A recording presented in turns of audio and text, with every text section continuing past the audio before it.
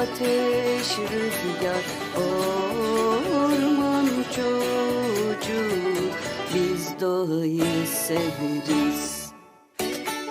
Ben bir orman çocuğuyum. Baştan ayağa çamurluyum.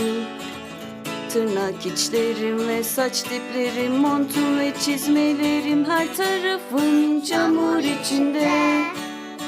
Ben bir orman çocuğuyum. Ben bir orman çocuğuyum. Kaslıyım, ağaca tırmanırım. Çimlerde dans ederim, karlara uzanırım. Kabul et, ben güçlüyüm. Ben bir orman çocuğuyum. Orman çocuğu, güneş, toprak, ateş, rüzgar. Orman çocuğu, biz doğayı severiz.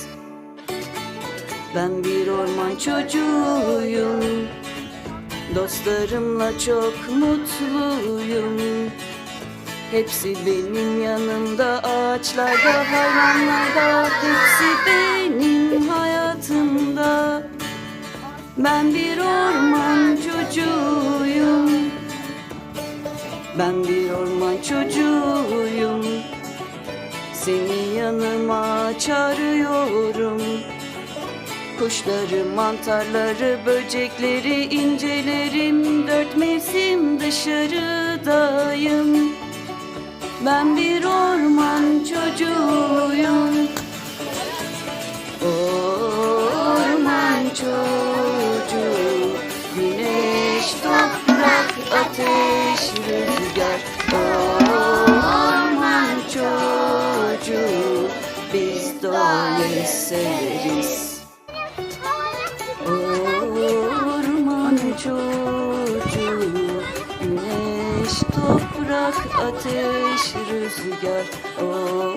Orman çocuğu, biz doğayı severiz.